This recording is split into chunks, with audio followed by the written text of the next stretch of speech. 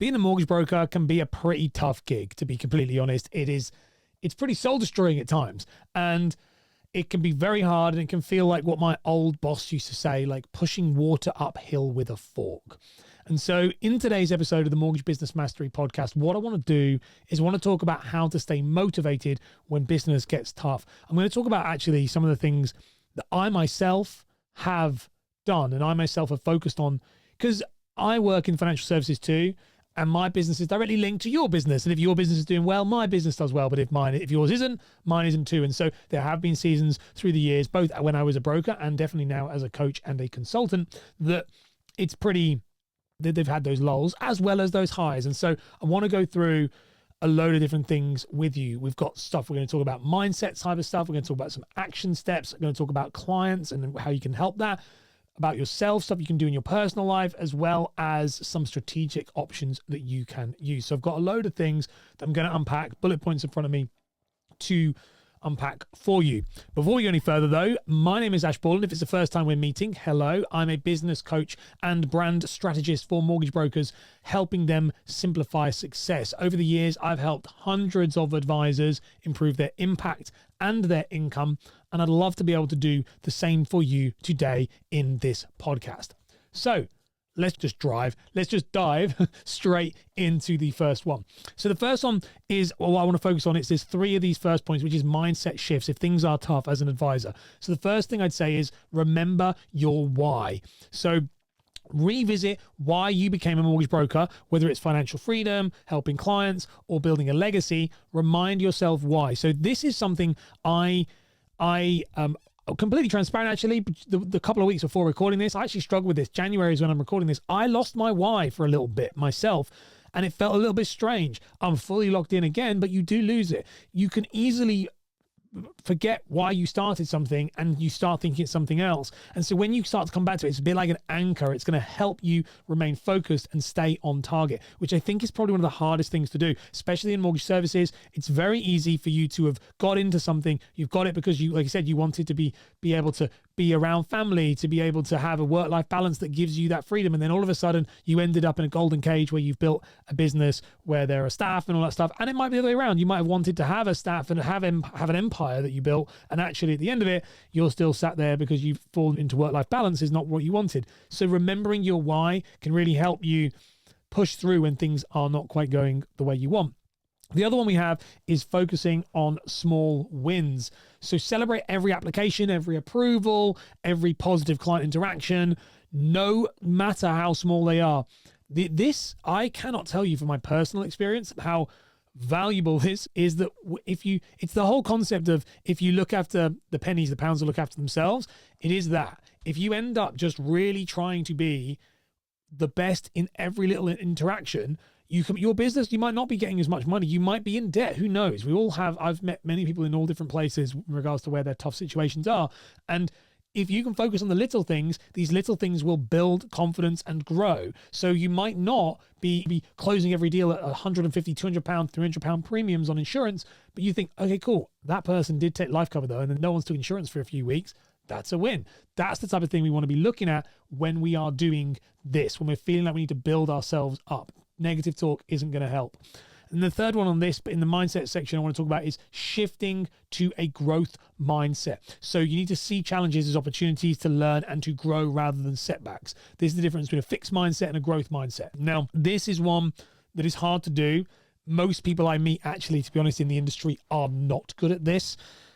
I've worked many years at trying to get good at this, but it is trying to see every challenge is an opportunity. It is something that you will be able to become better and stronger from, but it's really hard to see it that way. And it doesn't actually help. As someone who's had like health problems in the past and ongoing still, when it happens, it doesn't feel good. Oh, great. This is a great learning opportunity. Oh no, maybe my kidney's going to pack in and maybe my life's over. That's what I thought. So it's not that, but being able to constantly see it as a shift of a mindset. And it's like anything where my business had to go VAT registered, for example, that's the type of thing where like previously, it's like when that happened, that was, okay, it's a mindset shift. When I had to get rid of clients because I was too busy, I had to start to like be really selective. I had to build a waiting list, all of these things. They were problems, they were obstacles that I actually looked at and was like, no, I need to this is an opportunity to learn. So that's a great way of framing it. So that's a more of a mindset way of doing it. If you're somebody who is more of an action-driven person, then these are the type of things you could do. So set daily goals is the first one. So you want to break your workload into manageable daily tasks, and that can create momentum. So it's a little bit like focusing on the small wins, but instead, if you set daily goals, are things I like, because goals are things that what gets measured gets done. So this could be things like, I'm going to make a social media video every single day, which is something I'm a big advocate of, or I'm going to reach out and connect with 10 people who are my ideal client, or 10 people who could be an introducer. I'm going to follow up with 5 clients today who are still out looking for houses. All of these things, these set goals, massively valuable. And I use, for my daily goals and stuff that I track, I actually have an app that is called Microsoft To Do. I'm just making sure there's nothing inappropriate before I put it on the screen. No, it's pretty good. We're fine. So I've got it on this, just because there's stuff like pick up the dog poo and stuff. But like it's an app where you can just add things in and you can just tick them off as and when you have done them. But these are repeatable tasks, daily things. Like I said, it builds momentum and it makes you feel stronger. Next one you can do is, if you feel like the thing is a bit tough, you can diversify your marketing. So try and explore untapped avenues that you're not currently using. So you could use things like Instagram, you could go to networking events, you could do referral schemes, you could do email marketing, you could run ads. Now, what I would say with this is, if things are tough, don't throw everything out, the baby out with the bathwater, so to speak.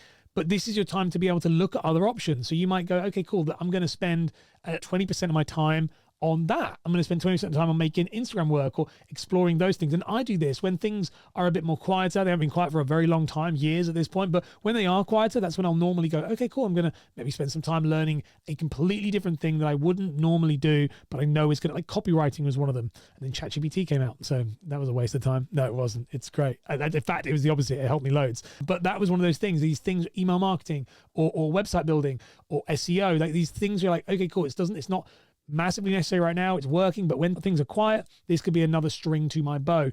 That's a good one to look at.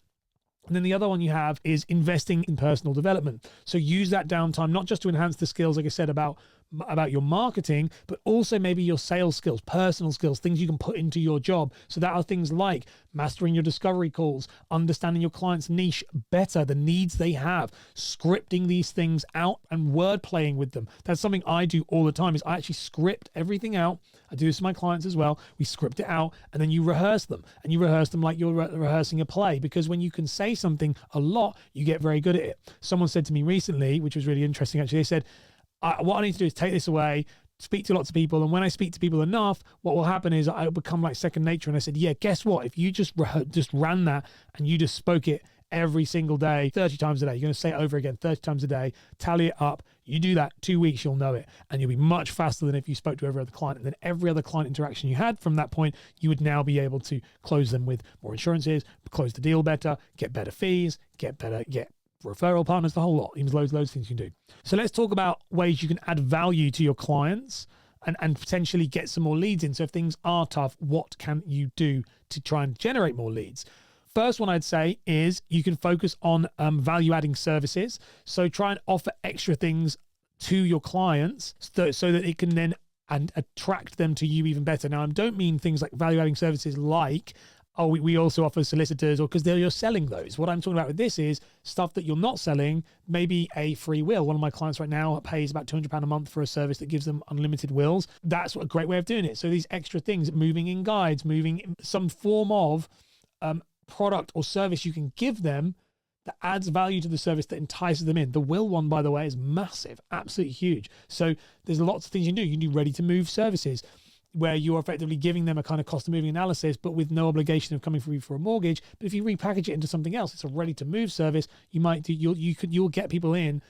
That's different to a mortgage appointment. So there's other ways of creating value-adding services. The mistake we often do is think that we have to market our business as a mortgage. You don't.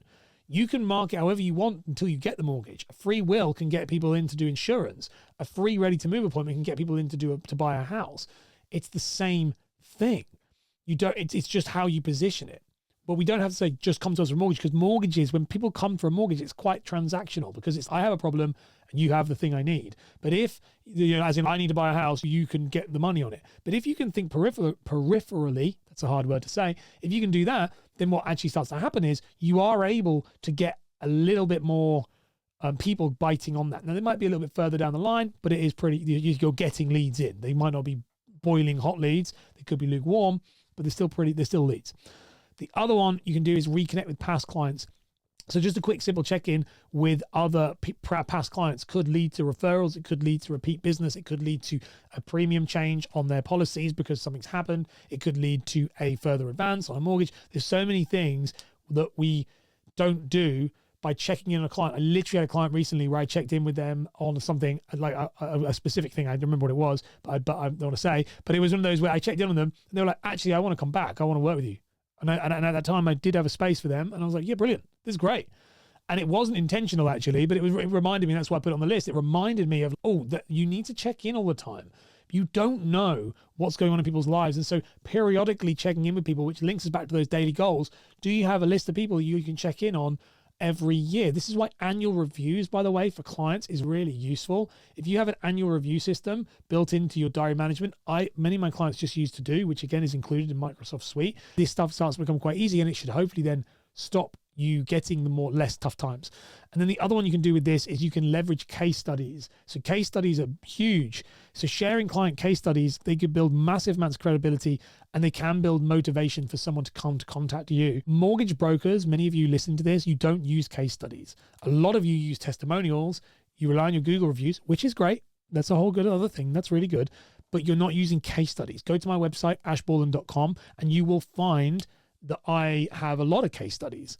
Lots. And I'm still adding more. I've still got loads to add on to it because I haven't got fully finished uploading them all. But there is lots of case studies on there. And the reason why there's lots of case studies on there is because people buy from things that they want to see themselves in those stories. So when you start to leverage case studies, you will get people to buy into you more. So if times are pretty tough, start leveraging what you have. And you all are doing great work with your clients. Some of you may be doing more of that, as in you might be doing 20 clients a month or whatever, not 30, but like 20 clients a month as opposed to 3 or 4. But even 3 or 4, you've got those case studies that you could absolutely leverage. So please do use them to your advantage. Don't just sit on them. Which brings me to my next section. The next one I've got here is self-care and balance, is what I've wrote down here. So the things I would say with this, the first one is create boundaries. So if you are feeling like things are tough, sometimes the hardest thing to do is to take a step back and not maybe go further at the business. Like still do the business, but sometimes those tough times will figure themselves out over time. But we can make it worse by trying to dig ourselves out of a hole. And you can't really dig yourself out of a hole. And I see this a lot. And even in me, to be honest, this is something I'm really bad at, actually. Really bad. Open and transparent with you on this one. I'm bloody awful at this, which is I will try and dig myself out of a hole and you can't. So sometimes I know with me and my wife, it's like setting those strict, okay, cool. This is what you need to do. You need to do it by this time. If you do it, that's it. So mine is a great example of this. I do a video and then I'm like, great, I could do 2. No, make 1, go, it's done, move on. Don't keep doing it. Do 1 a day, but don't do 2 a day because the 2 a day adds to 3 to 4 to 5 and you burn out.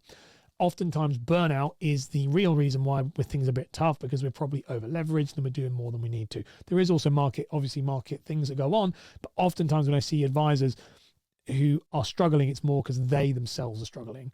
And then the market reflects that kind of what they're getting is what they're putting out. Second one with this is celebrating progress. I like to do this thing, which is where was I 5 years ago? Where was I 10 years ago? And why do I like to do this? It puts things in perspective. If things are pretty tough right now and you're struggling, celebrating like, gosh, do you remember when I set up my business 5 years ago? I literally was sat, not me, like you think to yourself, 5 years ago I was sat in a dining room. I was sat at a dining room table doing this, but 5 years ago I was sat at a dining room table and nobody knew who I was. To be fair, that was me, but a little bit over 5 years ago. But why I say that is quite a powerful tool to reframe if you're feeling low and you're feeling like, I don't know how to get out of this, because oftentimes, especially in mortgages, you have peaks and troughs like weekly. I'm overwhelmed. I've got too many clients. You get them all off. You submit into lender. I've got no clients, and it's real highs and lows. And I think sometimes you can lose that. You can't see the wood from the trees. You can lose what's actually happening. And so with you as an advisor, I really do think you need to focus more on, or many people need to focus on celebrating how far they've gone. Reflect back on how far you've gone. My third one with this one is seek support. So engage with other mortgage brokers who are, or like your coaches or anything like that, to get support through these times. This is not a plug. This is one of the things I love about what I do. Is this is a huge part of what I do. Is I'm able to help people when times are tough. It's not just when times are flying. In fact, it's opposite of that.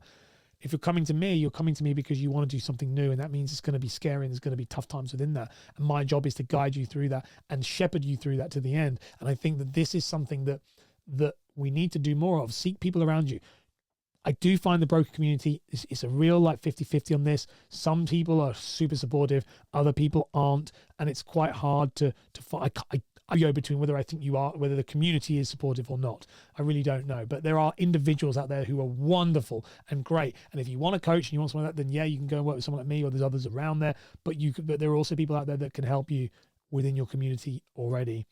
Which brings me on to the final three for this episode. And this is the next one we have which is more about strategic stuff you can do within the business. So strategy-based stuff. The first one is you can refine your process. So when you've got time and things are tough, focus on efficiency and how you manage your leads. Look at the cases, look at clients, what's going on, and see how can you reduce client stress. Again, this goes back to this idea of using the time useful to you. Use the time wisely, make it work for you so that you can make your service better. Processes are everything. Refine it to the max. If you don't have a process, you need one. If you are flying by the seat of your pants, you're winging it, that is not a business. And I see so many advisors do this. You need a process. You need a refined customer journey, clear, cut, and very easy to understand. The second one we have, is track your metrics. So monitor your KPIs, your key performance indicators, to identify what's working and what needs adjustment. Now, the thing I'd say with this is know what your KPIs are. So this goes right back to the beginning of knowing your why. When you know your why, you know what should be tracked. We often make what's trackable matter instead of trying to track what actually matters. And so that is a big thing. If you know what your why is, that is your KPI. Not likes, views, shares, comments, all that crap. That's not a KPI. But my KPI is that I want to be able to be at home, in work at 5 o'clock, 5 days a week, and I want to be with my kids. And if you're doing that, have a tally, track it. Am I doing it? Yes, on Monday, no on Tuesday. So you're like, okay, cool. That's your personal KPIs. Identify what it is and identify what needs adjustment. If it is that you need to be a certain amount of business, any of these things. But whatever your KPIs are, the metrics you need to know, track them so that you can monitor them. Because usually you find with stuff like that, you're able to identify a problem before it becomes a problem. So knowing this is something you can start to implement if things are tough so it doesn't happen again. And the final one we have is focus on retention. So I would really focus on in this time. We said about going back and speaking to other clients, but I'd focus on right now, how can you build deeper relationships with your existing clients and create long-term advocates for the business? And so with those existing clients, meaning people who are currently going through their mortgage, how can you find ways to strengthen that up? So these are things, and I talk about this within the Mortgage Business Mastery system that I teach, is that we have sales, marketing, and customer satisfaction, customer service. The customer service is this: what do we do through the process that makes them love you and want to stay with you? And we do not do this enough. So focus in your business. This could be a big thing you could focus on when times are tough. So my message to you from this episode is how to stay motivated when time gets tough is normally to roll your sleeves up and get the work done. And I've given you a long list of things. It's a massive list. You can do whichever one you want. You can pick 1, 2, 3, do the lot. I don't really care, but it's up to you to pick it. Now, what will get you through those tough times is putting in the work. What won't get you through the tough times is getting out the small violin, playing it, and feeling sorry for yourself. So please don't do that. That is not a good idea. If you've enjoyed this show, this is the Mortgage Business Mastery Show. My name is Ash Paul, and please do subscribe wherever you're watching and or listening, and I'll see you in the next episode.